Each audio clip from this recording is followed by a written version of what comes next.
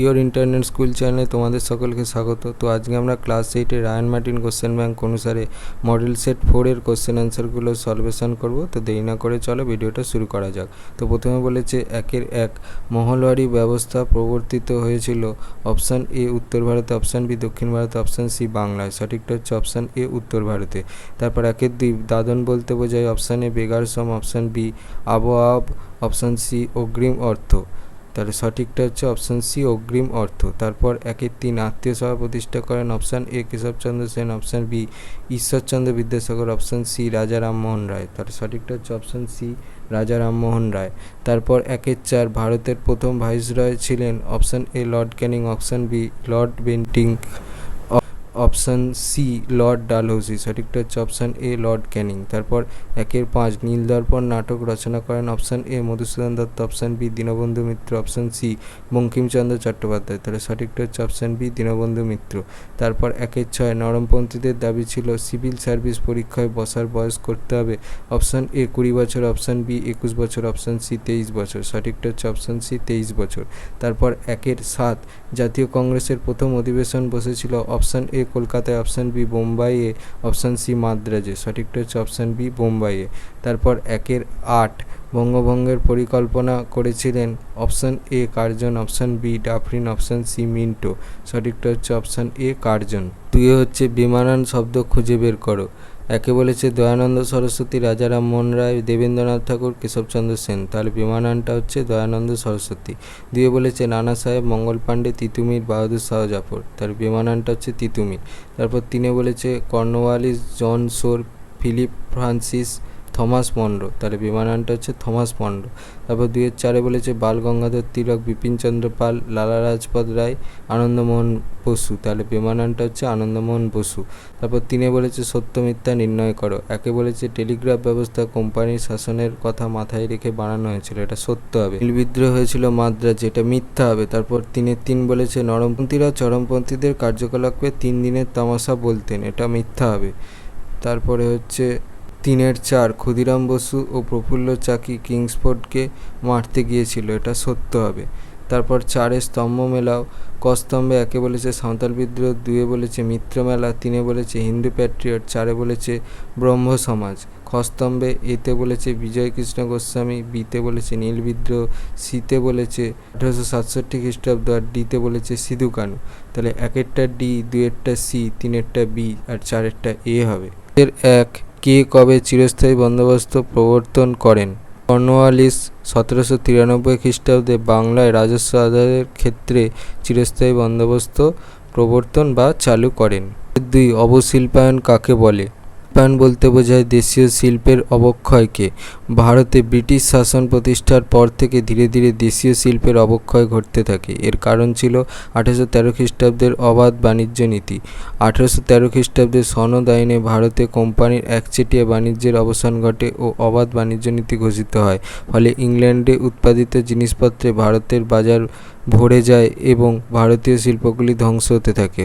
অসম শুল্ক নীতি। ব্রিটিশ সরকারের 1815 খ্রিস্টাব্দে এক আইন জারি করে ইংল্যান্ডের কারখানায় তৈরি কাপড়ের দামের ওপর 2.5% শুল্ক নির্দিষ্ট করে। অপরদিকে ইংল্যান্ডে ভারতীয় বস্ত্রের প্রবেশ বন্ধ করার উদ্দেশ্যে সেখানে 67.5% পর্যন্ত শুল্ক ধার্য করে। ইংল্যান্ডে শিল্প বিপ্লব। ইংল্যান্ডের প্রথম শিল্প বিপ্লব ঘটেছিল বস্ত্রশিল্পে। কম সময়ে পরিশ্রম ও খরচে প্রচুর বস্ত্র উৎপাদিত হয়। এর প্রতিযোগিতায় দেশীয় তাঁতবস্ত্র হেরে যায়। ধীরে ধীরে তাঁত শিল্পের অবক্ষয় ঘটে। এই সমস্ত কারণ ছাড়াও পৃষ্ঠপোষকতার অভাব দেশীয় রাজ্যের বিলুপ্তি ও অবশিল্পায়নের জন্য দায়ী ছিল। 3 নব্যব্যঙ্গ কারা, তাদের উদ্দেশ্য কী ছিল? নব্যব্যঙ্গ বা ইয়ং বেঙ্গল।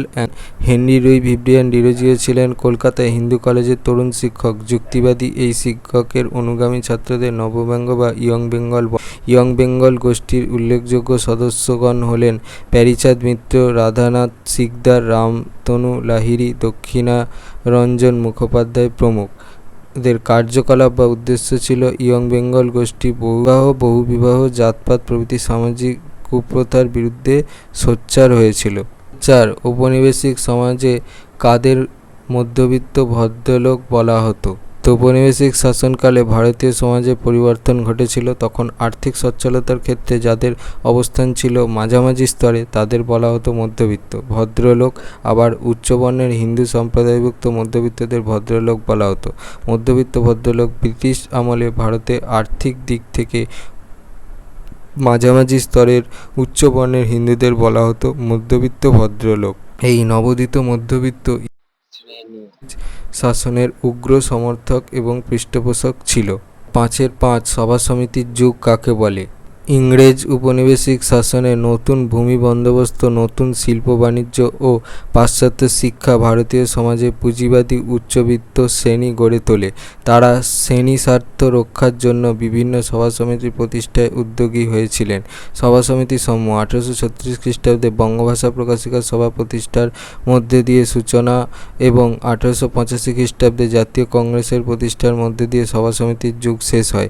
এ যুগের উল্লেখযোগ্য সমিতিগুলি ছিল ব্রিটিশ ইন্ডিয়ান অ্যাসোসিয়েশন, পুনা সার্বজনিক সভা, বোম্বাই নেটিভ অ্যাসোসিয়েশন, মাদ্রাজ মহাজন সভা, কলকাতায় ইন্ডিয়ান লীগ ও ইন্ডিয়ান অ্যাসোসিয়েশন।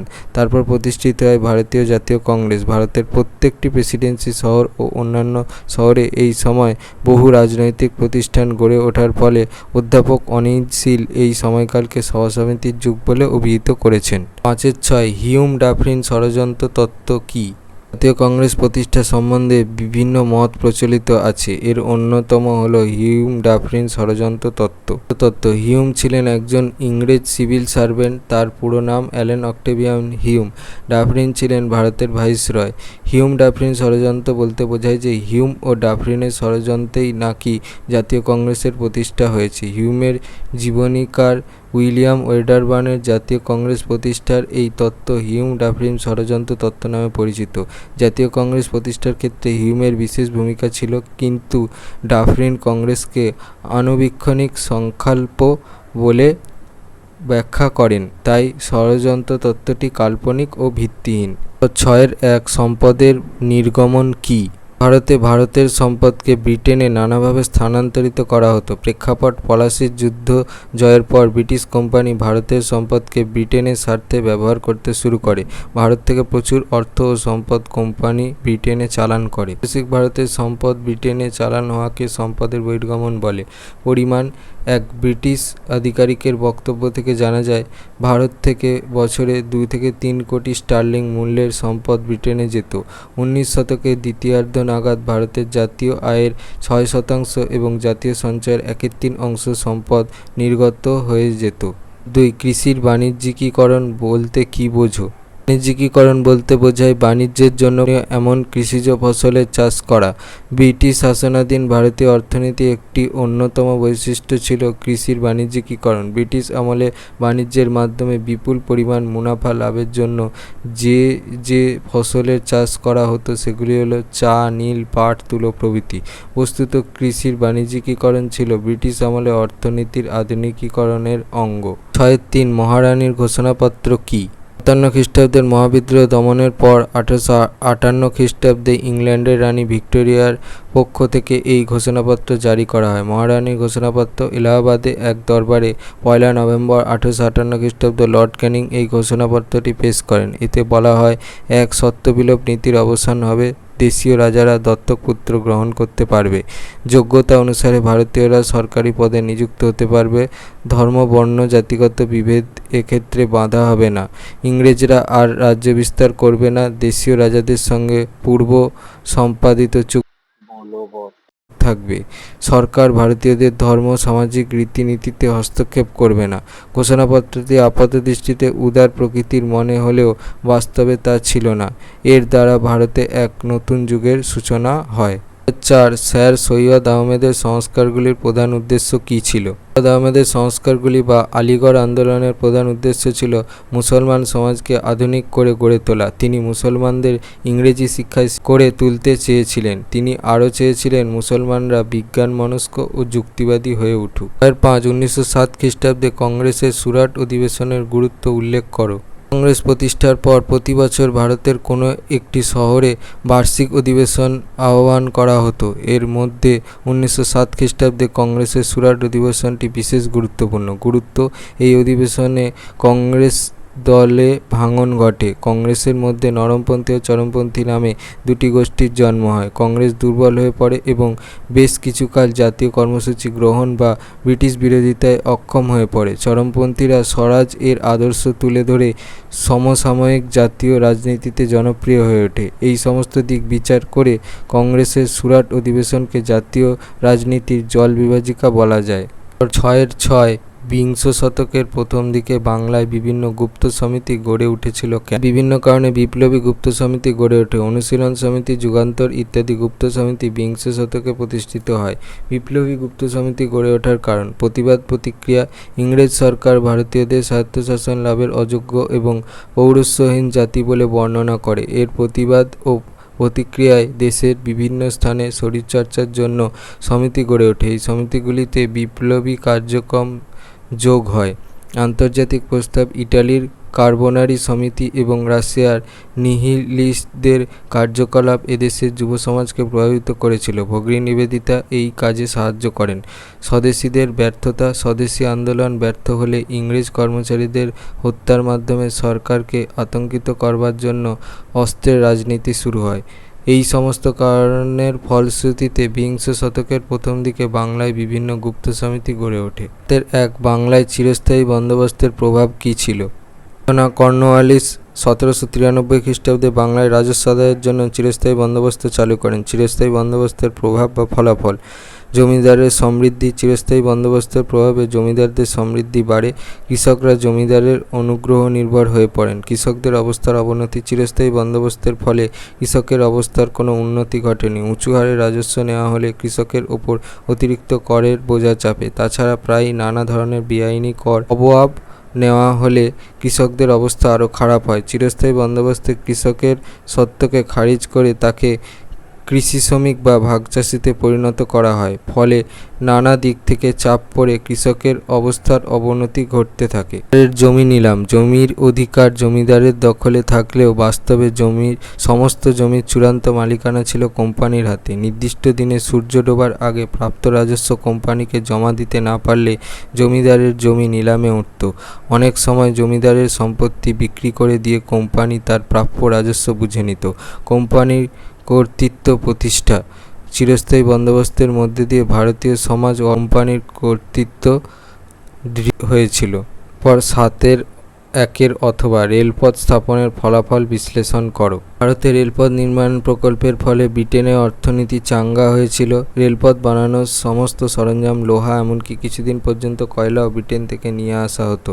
রেলপথ নির্মাণ সংক্রান্ত সাধারণ প্রযুক্তিগুলি ভারতীয়দের শেখানো হতো, কিন্তু প্রযুক্তিগুলি প্রয়োগ করার জন্য বিদেশ থেকে দক্ষ ব্যক্তিদের নিয়ে আসা হতো। ফলে রেলপথ নির্মাণকে কেন্দ্র করে উন্নত প্রযুক্তি শিক্ষা থেকে ভারতীয়দের সচেতনভাবে সরিয়ে রাখা হয়েছিল। তাছাড়া রেলপথ বসাতে গিয়ে স্বাভাবিক জল নিকাশি ব্যবস্থার ক্ষতি হতো। ফলে নানা রকম সংক্রামক ব্যাধি রেলপথের সঙ্গে ছড়িয়ে পড়েছিল। রেলপথ নির্মাণ করতে গিয়ে অনেক গাছ ও জঙ্গল কাটা পড়ে, ফলে পরিবেশ দূষিত হয়েছিল। তাছাড়া অরণ্যবাসী বিভিন্ন জনগোষ্ঠী রেলপথ নির্মাণকে মেনে নিতে পারেনি, কারণ রেলপথ বসাতে গিয়ে তাদের জমি, জীবিকা ও সামাজিক মর্যাদাকে আঘাত করা হয়েছিল। ফলে ঔপনিবেশিক শাসনের প্রতি অসন্তোষের একটি কারণ ছিল রেলপথ নির্মাণ ঔপনিবেশিক সমাজের পক্ষে কতটা জরুরি তা নিয়ে নানান রকম মত ছিল। ভারতীয়দের মতে অনেকেই মনে করতেন রেলপথের বদলে প্রশাসন যদি সেচ ব্যবস্থা উন্নয়নে নজর দিত তাতে সমাজের অনেক বেশি উপকার হতো। তাছাড়া ভারতের রাজস্ব থেকে রেলপথ নির্মাতা কোম্পানিগুলোকে সুদ দেওয়ার বিষয়টিও সমালোচনা করেন। তাদের মতে এর ফলে দেশের সম্পদ বাইরে চলে যাচ্ছিল। তাই দেশীয় সমাজে রেলপথ নির্মাণকে কেন্দ্র করে মিশ্র প্রতিক্রিয়া দেখা দিয়েছিল। তবে বাস্তবে রেলপথ নির্মাণ ভারতের বাজারগুলোকে অনেক পরিমাণেই একজোট করেছিল। পণ্য ও যাত্রী পরিবহন সহজতর হয়েছিল, সে বিষয়ে সন্দেহ নেই। 7.2 সমাজ ও শিক্ষা সংস্কারে বিদ্যাসাগরের ভূমিকা আলোচনা করো। শতকে ভারতের কুসংস্কারাচ্ছন্ন সমাজ ব্যবস্থার বিরুদ্ধে যে প্রগতিশীল উদারপন্থী মনীষীগণ আন্দোলন করেছিলেন তাদের মধ্যে অন্যতম ছিলেন ঈশ্বরচন্দ্র বিদ্যাসাগর। বিদ্যাসাগরের সমাজ সংস্কার আন্দোলন। বিধবা বিবাহ। পণ্ডিত ঈশ্বরচন্দ্র বিদ্যাসাগর নারীর অকাল বৈধব্য জীবনের দুঃখ দুর্দশা দেখে বিচলিত হয়ে বিধবা বিবাহ প্রথা প্রবর্তনের জন্য সংগ্রাম করেছিলেন। বিধবা বিবাহ যে স্বাস্থ্যসম্মত স্বাস্থ্যসম্মত তা প্রমাণ করার জন্য তিনি পরাশর সংহিতার উদ্ধৃত করে লিখেছিলেন, স্বামী নিরুদ্দেশ হলে, মারা গেলে, ক্লীব হলে, সংসার ধর্ম ত্যাগ করলে অথবা পতিত হলে স্ত্রীর পুনর্বিবাহ স্বাস্থ্যসম্মত। রাধাকান্ত দেবের নেতৃত্বে গোঁড়া হিন্দুদের বিরোধিতা সত্ত্বেও শেষ পর্যন্ত ইংরেজ সরকার 1856 খ্রিস্টাব্দের 26শে জুলাই আইন জারি করে বিধবা বিবাহ আইনসম্মত বলে ঘোষণা করেন। বহুবিবাহ। বিদ্যাসাগর বহুবিবাহের মতো সামাজিক কুপ্রথার বিরুদ্ধে আন্দোলন করেন।